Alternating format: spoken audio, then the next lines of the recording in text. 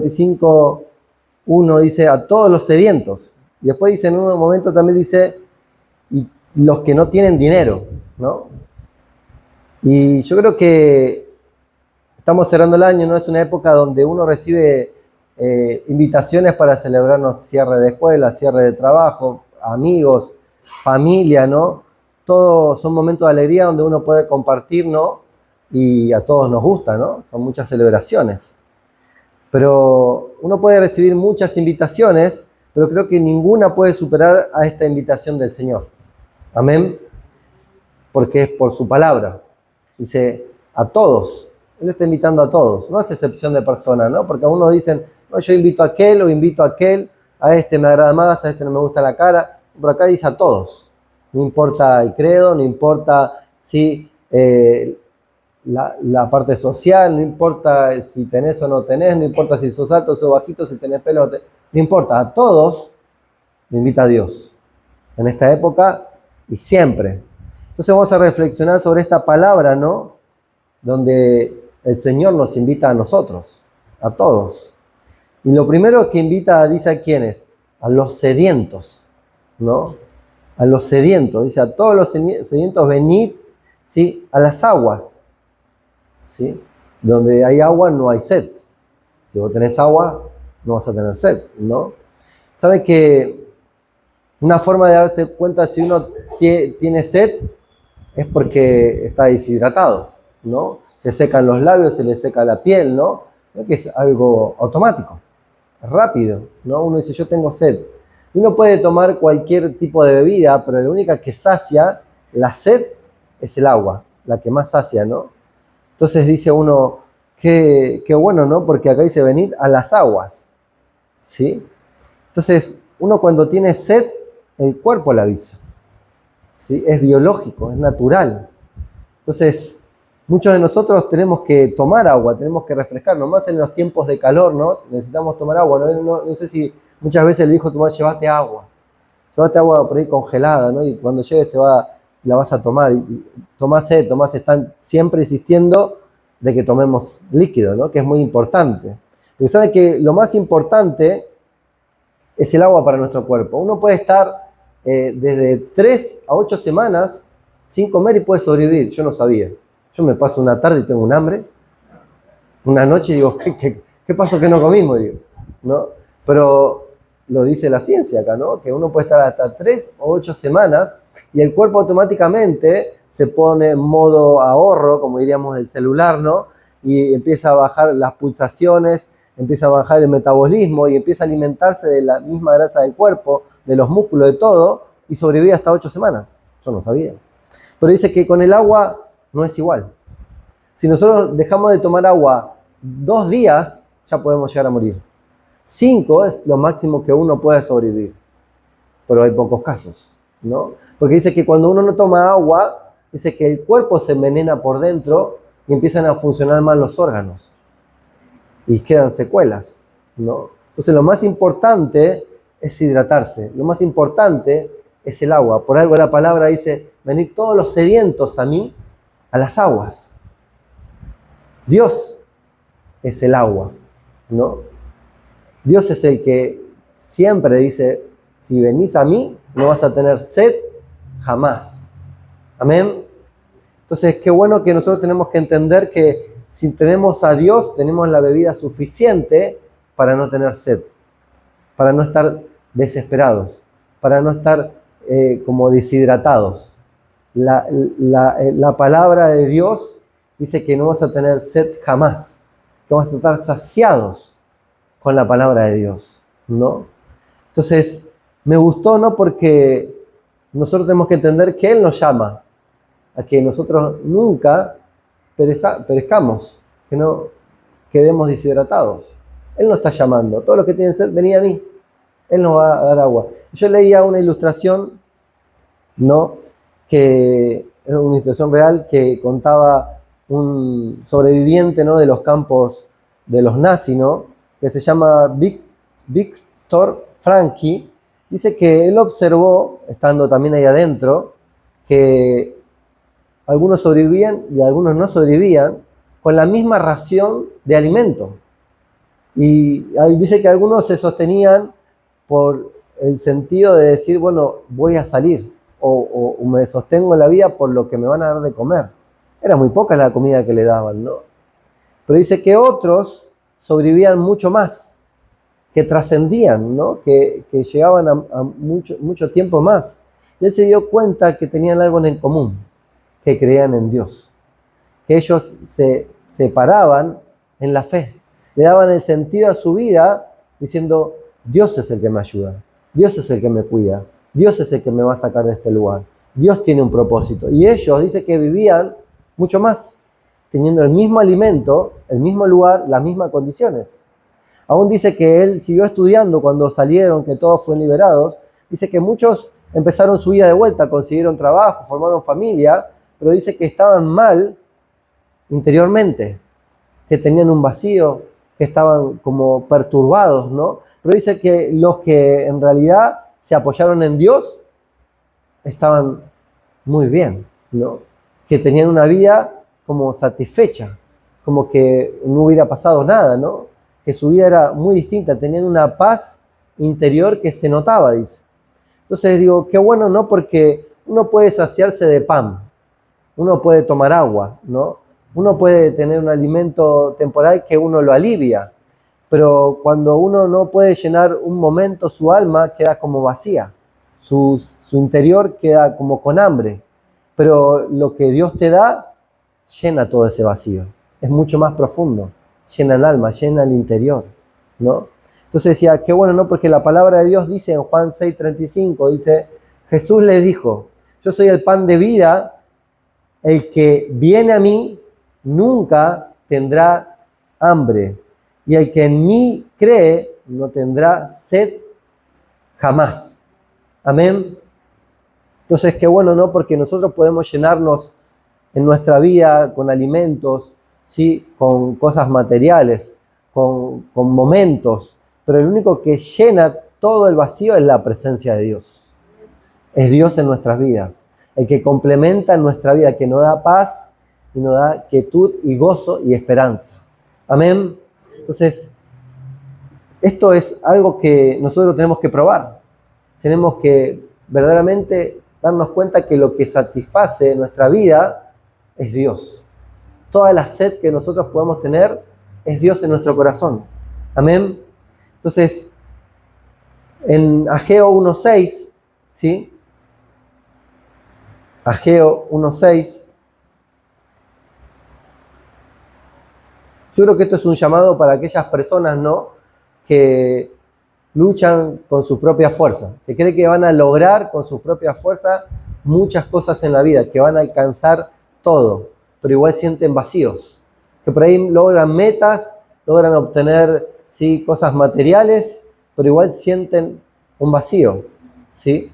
Y dice en Ageo 1:6, dice, sembráis mucho y recogéis poco, coméis y no os saciáis, bebéis y no quedáis satisfechos, os vestís y no os calentáis.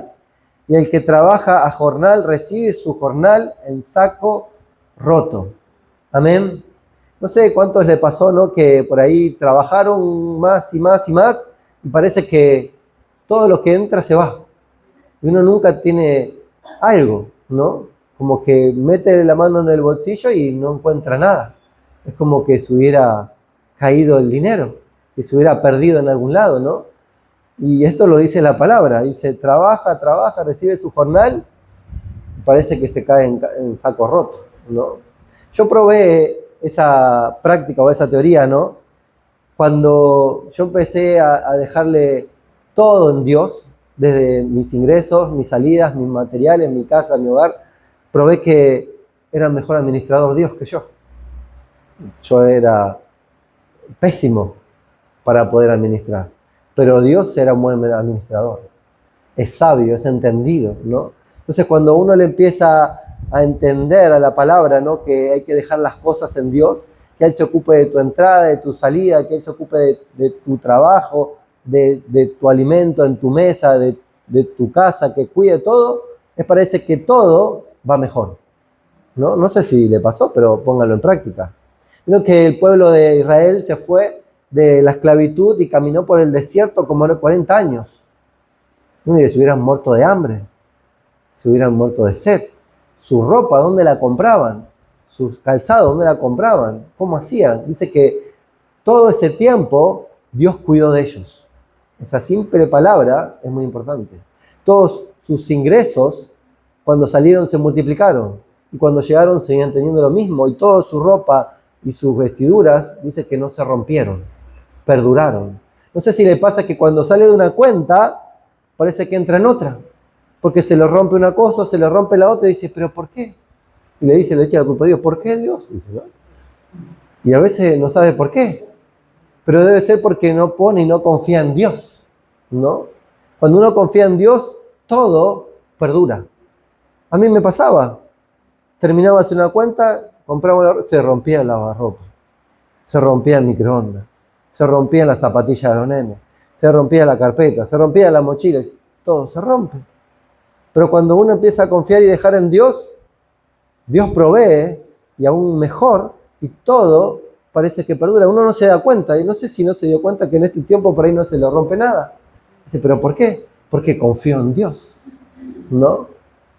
Entonces, Dios se encarga de lo nuestro.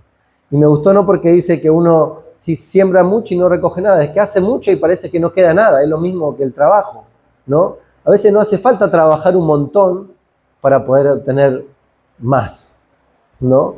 Creo que en este tiempo muchos lo están entendiendo, ¿no? Que mucha gente, muchos jóvenes buscan trabajar menos y ganar más. Yo sé que a veces tienen que trabajar, ¿no? Porque no pueden no trabajar nada, pero saben que haciendo menos a veces es más. No trabajar todo el día pensando que eso va a hacer que mejore su economía. Porque a veces nosotros somos malos administradores. Porque uno con lo poco o lo mucho tenemos que ser fiel a Dios.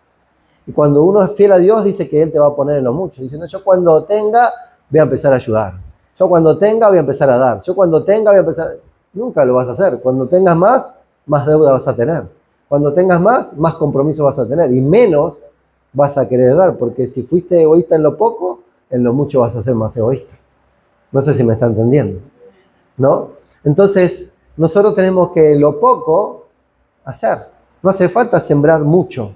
Haciendo poco, Dios nos va a poner en alto, ¿sí? Y vas a ver que te vas a tener un resultado mucho mayor, ¿sí?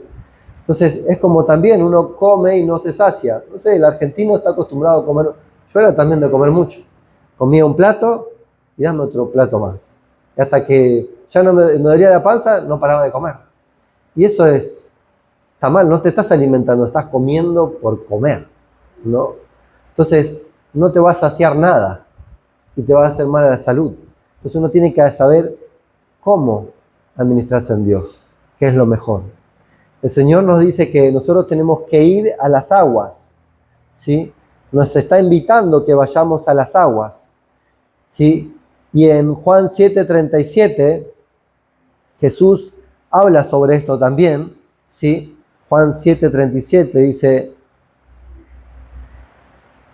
en el último y gran día de la fiesta, Jesús se puso de pie y alzó la voz, diciendo, si alguno tiene sed, venga a mí y beba.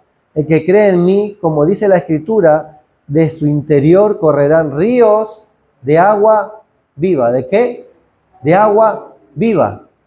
Quiere decir que el agua, cuando se mueve, ¿no? Es que tiene vida, porque si un agua está en un estanque, vieron que se pudre, se pone fea. Pero el agua que tiene movimiento, tiene vida, ¿sí? Es como que agita, es como que mueve, ¿no? Entonces, dice que si nosotros vamos a Él, ¿sí? Por nuestro interior va a correr agua viva. No solamente vamos a estar saciados de que nos dio agua, sino que vamos a tener vida y vida en abundancia. Amén. Que es todo lo que queremos. Todos queremos tener gozo, esperanza, vida eterna, ¿no? Alegría. Queremos tenerlo. Y bueno, eso lo da Jesús. Tenemos que creer en Él, ¿sí? Si nosotros queremos en Él, Él nos da todo. Amén. Lo segundo es una invitación también para los que no tienen dinero. Vieron que dice, venir, dice, lo vamos a leer de vuelta, en Isaías dice, venid a las aguas. Y los que no tienen dinero, venid también. O sea que no hace falta que tengas dinero para ir hacia Dios. No hace falta que tengas que comprar, que tengas que pagar, ¿no? Entonces dice, y los que no tienen dinero, venid y comprar y comed, venid, comprar sin dinero, sin precio, vino y leche. Yo esto me quedé, ¿no? Siempre pensé que Dios cumplía con esta palabra muchas veces, porque muchas veces me fui a comprar y me olvidé que no tenía dinero y me dieron igual. Después se lo tuve que pagar, ¿no? Pero dice, ¿quién compra sin dinero? Nadie compra sin dinero. Siempre hay que pagar. Uno le puede fiar, pero después le tiene que pagar, ¿no? Pero dice que si nosotros vamos, dice que Él vamos a comprar sin dinero. Dice, ¿cómo va a comprar sin dinero? Porque vos vas a comprar, tenés que pagar. Ahí uno piensa, bueno, le da un canje. ¿No se acuerdan de los, ¿cómo se llama? De los trueques. No sé, acá en Argentina se acuerdan que en el tiempo que fue difícil, se armaban como en distintos lugares, como una feria, y claro, se llevaba lo que uno por ahí no le servía, y algunos lo que querían por ahí obtener otras cosas, y lo canjeaban. Y te daban hasta papelitos, ¿no?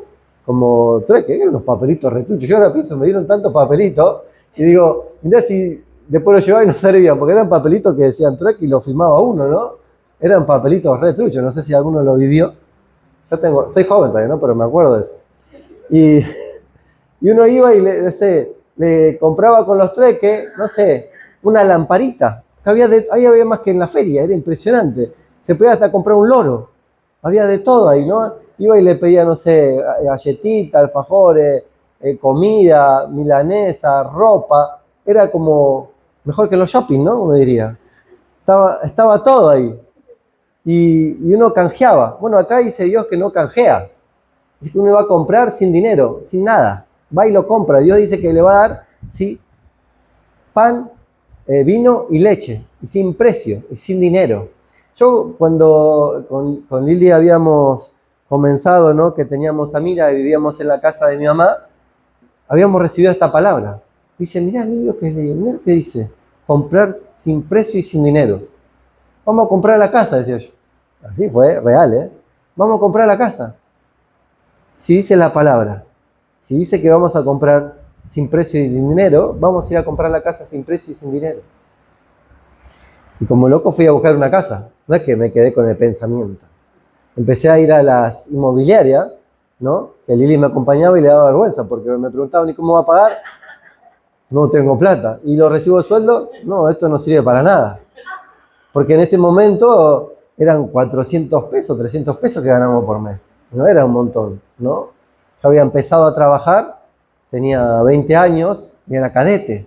Imagínense, y no tenía ni un año de antigüedad encima. Dicen, pero Dios me dijo que me iba a comprar una casa. Y iba. Y fui 3, 4 meses y Lili dijo, yo no voy más, me da vergüenza. Imagínense, ¿no? Entraba, me mostraba la casa, muy linda, pasaba por todo lado. ¿Cómo voy a pagar? No tengo plata. ¿Y pero qué? No sé, Dios me dijo que me iba a dar una casa. Me sacaban, ¿no? Así como entraba me iba. Ya en la mobiliaria tenía una foto mía y dice, buscado, no lo dejen entrar. Pero bueno, un loco lindo de Dios, ¿no? Y hasta que una vez salió, yo lo conté muchas veces, ¿no? Una casa no se dio y yo por ahí no me bajoné, sino dije, porque Dios tiene algo mejor, porque esa casa que me habían ofrecido no tenía techo en la cocina, no tenía gas, no tenía luz. Y después salió otra casa acá donde compramos, sí, la casa esa que nosotros tenemos. Y fui a verla y fue el dueño conmigo. También estaba abandonada, pero tenía techo en todos lados. Tenía luz, tenía gas conectado, porque el otro no tenía ni los medidores, ¿no? Y entramos a la casa, yo me acuerdo, como si fuera hoy, con el Señor, ¿no? Y la casa tenía un lío bárbaro, ¿no? Adentro. Pero yo dije, es una casa. Y entramos y le digo, ¿y cuánto sale? Después que hablábamos, ¿no? Charlamos. ¿Cuánto sale? No, ni idea, me dice. Y me dice, ¿vos cuánta plata tenés? No, nada. Y me miró con una cara diciendo, ¿y pero cómo le va a pagar? No sé, Dios me dijo que me iba a dar una casa. Y me miró como diciendo, que te la dé Dios. Y le dije, ¿de qué trabajás? ¿De remisero? Ah, mirá qué bueno. Y dice, pero no es mi auto, es de otro. Y yo justo tenía un auto. Le digo, mira, yo tengo un auto. Le digo, si querés te lo puedo dar. Y me dijo, bueno. Se le di la llave, me dio la llave de la casa, así fue. ¿no? Y no teníamos ni el precio, ni tampoco teníamos el dinero. Uno dice, hiciste un canje, pero no hubo papeles de por medio en principio. Después hicimos los papeles, ¿no? Y qué bueno que fue Dios, porque yo en 1 año y medio le pagué la casa. Algo que fue, que fue milagroso, ¿no? Porque yo no podía pagarle con lo que ganaba, pero Dios hizo que aumente mi sueldo al doble, al triple y a 4 veces más en menos de 1 año. Fue algo milagroso, ¿no? Y no solamente eso, sino que Dios me dio al otro año un 0 kilómetro. Y yo decía, ¿cómo puede ser, no? Y no era que yo estaba con plata para comprarlo. Le había salido a mi hermano un plan y él no podía sacarlo y me dijo, te lo doy a vos, y yo saqué el 0 kilómetro, sin tener nada. ¿No? Como qué bueno que es Dios, ¿no? Dios es fiel en lo poco, ¿no? Entonces nosotros tenemos que ser fiel con Él. ¿Cuánto le pueden dar un aplauso al Señor? Entonces nosotros tenemos que creerle a Dios, ¿sí? Que podemos. Muchos se quedan, ¿no? en decir, yo voy a ser feliz si me puedo comprar esto, si me puedo comprar lo otro, si me voy de vacaciones, y por ahí corren todo eso y se esmeran mucho, trabajan mucho, se desesperan, pero no se apoyan en Dios, solamente en sus fuerzas. Nosotros tenemos que apoyarnos en Dios. Podemos experimentar la gracia y la misericordia de Dios como comprar sin dinero y sin precio. Eso significa creerle a Dios y obtener verdaderamente el milagro de Dios. Que todo lo podemos en Cristo. Que Él puede abrir todas las puertas. Aun cuando se cierran las puertas, Él las puede abrir. Nosotros podemos recibir también la salvación, el perdón, la vida eterna, el gozo, la esperanza y la restauración para nuestra vida y para nuestra familia. Amén. Y eso es más valioso aún. En Efesios 2.8 dice, porque por gracia sois salvos por medio de la fe, y esto no es de vosotros, pues es don de Dios, no por obras, para que nadie se gloríe. Amén. La gloria se la tenemos que dar a Dios. Él nos da todo, porque Él quiere, no porque nosotros nos merecemos, no por lo que nos esforcemos, ni por lo que trabajemos, ni por lo que hagamos en nuestra vida, sino porque Él quiere hacerlo, por misericordia y por gracia. Amén. Entonces, nosotros podemos llenarnos con pan nuestros estómagos, podemos comprender que comprar algo por ahí nos satisface momentáneamente, ¿no? Es como que uno se compra una tele y es como que anhela eso, ¿no? O un celular y anhela eso, y después que lo tiene, después de un mes, o menos, a veces 2 o 3 días, ya es como que no le da bolilla. Es como cuando le compro un juguete a un niño, ve que quiere juguete, y uno compró el juguete y después lo tira ahí, no le da más bolilla y dice, pero ¿por qué me pidió tanto ese juguete que salió tan caro que ya lo tiene tirado, ¿no? Y a veces nosotros también somos igual para con Dios. Le pedimos, tenemos eso, nos esforzamos, nos sacrificamos, después nos metemos en cuenta y al final eso no es lo que nos satisface.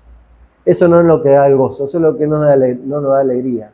Lo que nos da alegría es seguir el propósito de Dios para nuestras vidas, para con nuestra familia. Amén. Entonces, nosotros tenemos que saber que nada va a llenar nuestro corazón de lo que compremos.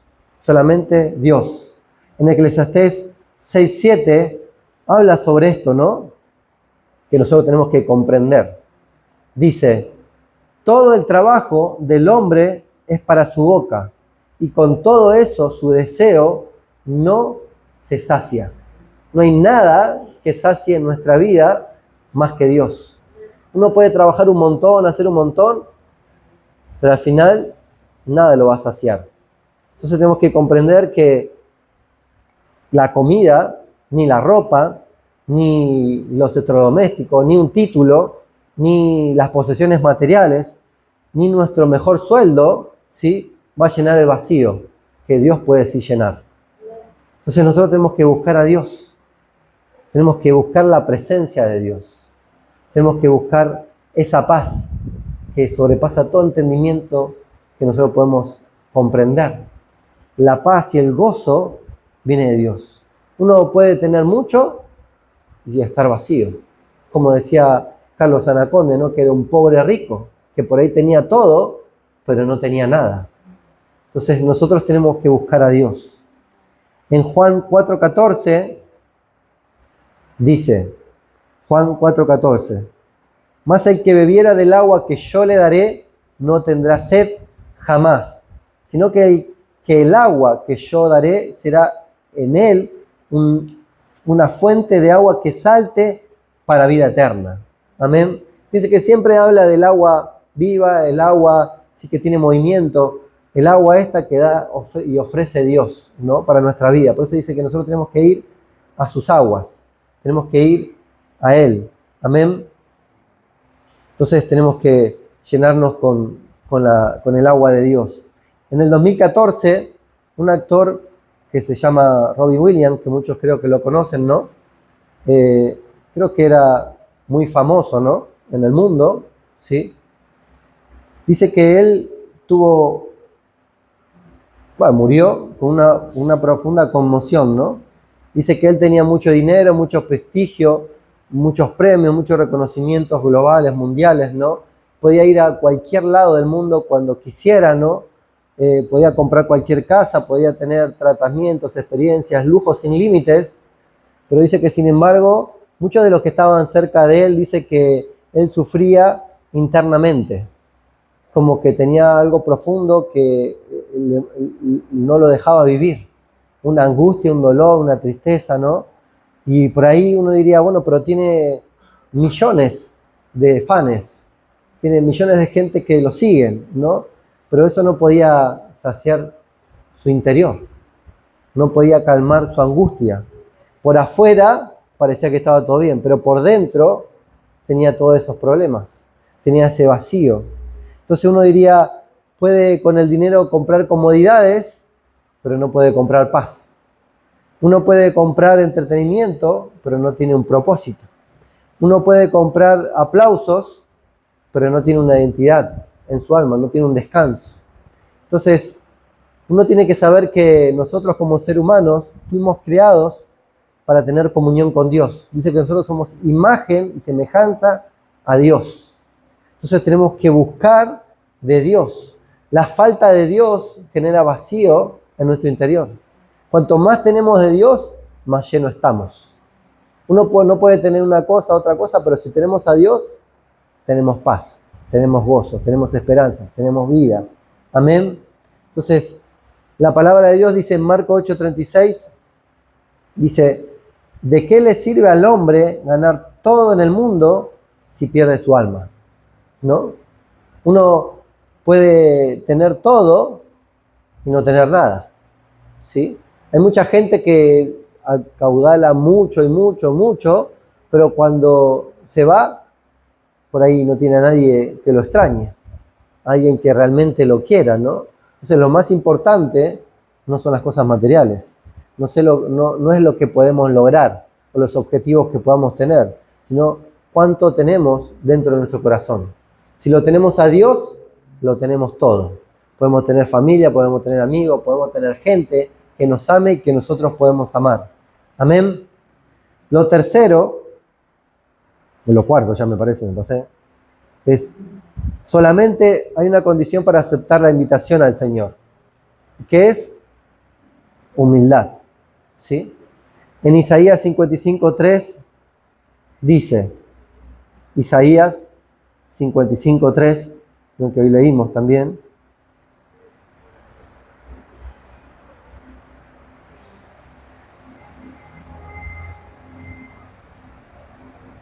Isaías 55:3 dice, inclinad vuestro oído y venid a mí, oíd, y vivirá vuestra alma, y haré con vosotros pacto eterno, las misericordias firmes de David. Amén. Humildad. Dice, inclinad vuestro oído y venid a mí. ¿Sí? Para poder hacer eso necesitamos tener un corazón humilde. ¿Sí? Tenemos que reconocer verdaderamente que necesitamos de Dios. Tenemos que reconocer que Dios es el único que llena nuestro corazón. Porque dice la palabra, ¿no? Que tenemos que inclinarnos a Él. Inclinar vuestros oídos, ¿sí? Tenemos que escucharlo. Tenemos que ir a Él, ¿sí? ¿Para qué? Para que viva nuestra alma. Para que nosotros tengamos vida y vida eterna. Eso lo dice la palabra de Dios. Entonces nosotros podemos decir que el único obstáculo para poder experimentar, ¿no?, la gracia y las aguas de Dios, para que nuestra vida sea bendecida, a veces es la soberbia que puede estar en nuestro corazón. No, yo no voy, yo no necesito, a mí no me hace falta, yo no creo, yo lo puedo, yo lo voy a hacer, yo tengo los recursos, yo tengo la fuerza, yo tengo la manera, ¿no? En vez de decir, no, yo necesito de Dios, yo necesito ayuda de Dios, yo dependo de Dios. Cuando nosotros tenemos la humildad en nuestra vida y no decimos que somos autosuficientes y somos necios, Dios empieza a abrir caminos, Dios empieza a dar, Dios empieza a hacer llover, Dios empieza a bendecirte, ¿sí? En Malaquías 3:7, y con esto vamos terminando, Malaquías 3:7 dice, desde los días de vuestros padres os habéis apartado de mis leyes, no las guardasteis. Volveos a mí, y yo me volveré a vosotros, ha dicho Jehová de los ejércitos. Mas dijisteis, ¿en qué hemos que volvernos? ¿Sí? Nosotros tenemos que ser sabios y humildes. La mejor invitación, por eso decía, de este año y de nuestra vida, es que caminemos con Dios, que vayamos a tomar de esa agua que Él está queriendo compartir, para estar lleno de la presencia de Dios. Amén.